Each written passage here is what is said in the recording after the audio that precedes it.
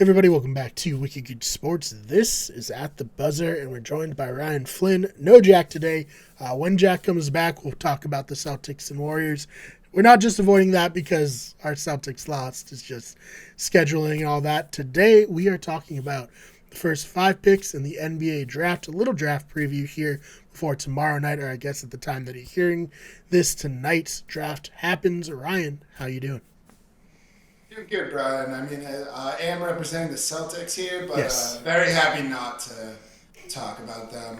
Any attention I've been paying to the NBA, besides like side discussions with friends, kind of my own reflection, has just been the draft. Yeah, no, we're moving somewhat on at least now. So, yeah, let's get started. The Orlando Magic have the first overall pick in the draft. Who do you have them taking? It's it seems pretty undeniable at this point that they're going to probably go with Jabari Smith Mm-hmm. Jr. He just fits their system the best. They have a high need for shooting. They definitely could use someone to fill a forward slot. They kind of have a lot of ball dominant type players. He's someone who hasn't really showed much, scoring off the ball, anything like that, but it's just like a knockdown 3-point shooter at 6'10" who can play defense. Jesus. Yeah, Yeah. yeah, just like perfect on paper. There is a slight chance. There's been whispers that they might just want to, this is their first number one pick, and who knows how long. They really like the weird. Historically, they've liked like these weird players with like crazy wingspans, and Mm-hmm. so that obviously probably means.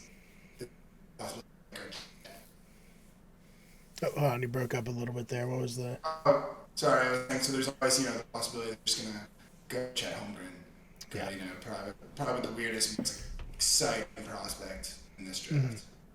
And Yeah. So we'll see. It would definitely be weird based on, like you said, their team composition now. But hey, who knows what the Magic are gonna do? Really. All right, he from the could fit. Magic. He could fit okay. Not as Yeah. well. Jabari fits their system better. Chet, you could work in there. Paolo, who a lot of people have as their number one, Mm-hmm. even though he doesn't fit. I'd probably in my top five rank him at number two, just Mm-hmm. based on everything I've seen. Um, he wouldn't. He might be a harder fit, but you really couldn't go wrong with the three of them. That's where this draft is interesting. You got these three big guys who all have upsides. Mm-hmm. All have a limitation or concern or two. Yeah. All right. Jabari though is probably the safest Right. as well. I should. Gotcha. All right. So first one, Jabari Smith. All right. Second overall pick, the Oklahoma City Thunder. They've had some really down years of late. Who are they going to pick, in your opinion? And will they be able to get out of like the doldrums they've had since they've lost like Durant and Westbrook? Hold on, I'm just gonna grab my cat real quick. Um, so I would say definitely Chet Holmgren, 100. Yeah. percent Okay. it's gotta, yeah, that's gotta be the smartest move for them. They already have two really good guards, young guards in SGA and Josh Giddey. Mm-hmm. Um, they both like to facilitate. They can move the ball. Uh, that can work well setting up for Chet. Chet is also a pretty good passer for his size. I think he can work really well with them. They really need a big guy presence, and they also need like post defense. That's Chet's specialty. Mm-hmm. It's going to be interesting to see how he works with them because it seems like he might work best as a defender, not doing so much man to man, but just kind of roaming off the ball, which kind of could almost work better on Orlando if he had Wendell Carter with him. But I think he's going to fit in really well with Oklahoma and those three. And you also have like role players like Dortz. Mm-hmm. That team could be really good in a couple of years, I actually think. All right. So number three, we have the Houston Rockets. Who do you think they'll pick? I think they're definitely going to want to take Banchero. Mm-hmm. So what? How does he fit into their system? You think? So at the third pick, first off, he's just like, you know, some people really like Ivy, but for the most part, he's seen as once those twos are gone, by far best choice. He can fit in decently at the forward spot. There's a bit of a need there. The where it gets kind of mucky with them, the big issue with Bankera is how much is he gonna buy into like playing team defense at first. He's definitely out of all of them the one who you can most easily see kind of being like, give me the ball and just starting to like, you know, score on you. It's like nobody's business. But they already have a guy like Jalen Green in that team. As I'm sure if you've ever watched them, they're pretty trigger happy and it's just kind of all over the place scoring. So it's going to be an interesting one, but I think like you have the two of them. They have similar things to work on.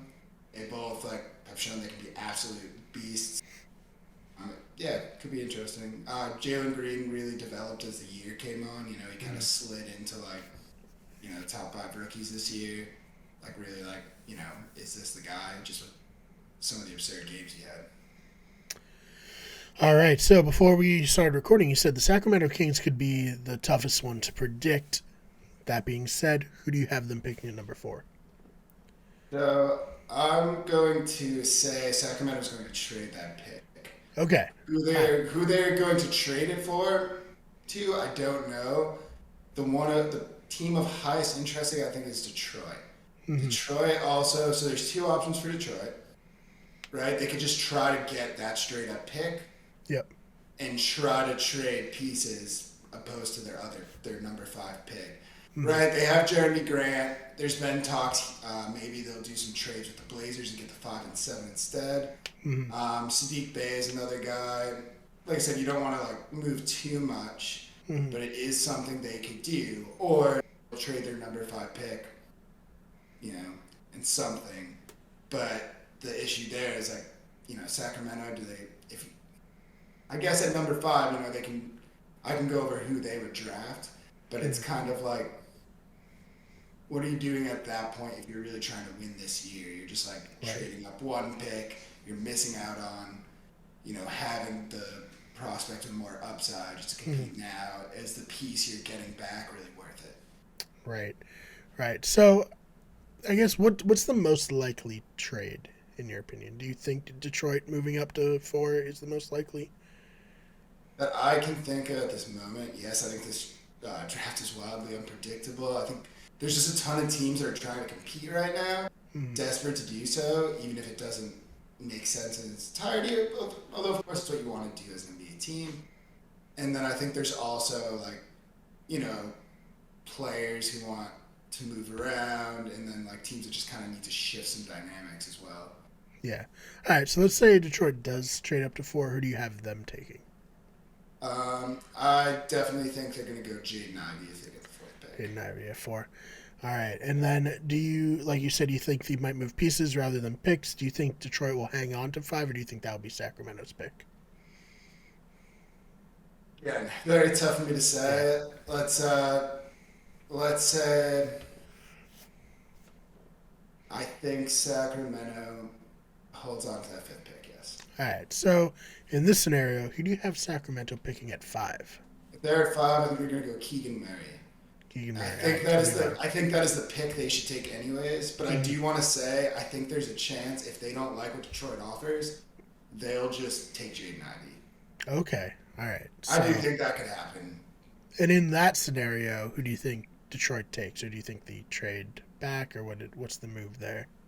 This is where it gets tricky because like those 4 are pretty well like at high value. Shaedon Sharpe was one. I think they'd probably take Shaedon Sharpe because he seems to have the highest upside.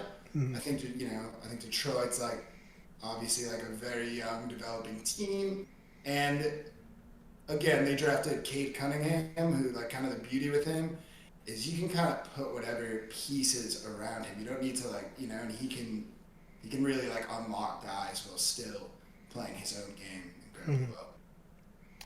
All right, so. Any other like big things with this draft that you wanted to mention? Any like prospects that you don't think are getting enough talk about, or maybe even someone who's overrated in any aspect? There's so many interesting players in this draft.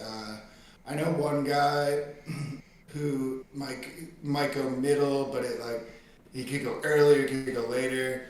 Jang, I think he played New Zealand last year. I want to say 6'10". One of his strongest skills is he can ball handle like a point guard, plays hard defense, can pass. And also just, yeah, so he's someone who I think out of nowhere could be really exciting. I like Jeremy Sohan. He's expected to maybe go in the top 10.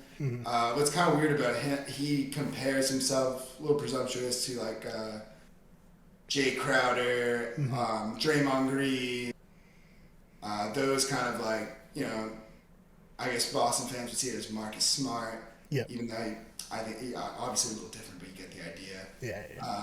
Kind of those like Grittier. those defensive, gritty, like nuisance players. And he's a forward. He's like, say somewhere between 6'8" and 6'10". Doesn't really have much of a shot. Can get to the rim, but is like an incredibly scrappy defensive player. Just has a really high basketball IQ. All right. Well, anything else you want to talk about for this draft before we get on out of here? I mean, just there's so many more. There's like, I'm very excited. It's an exciting draft. There's just a lot of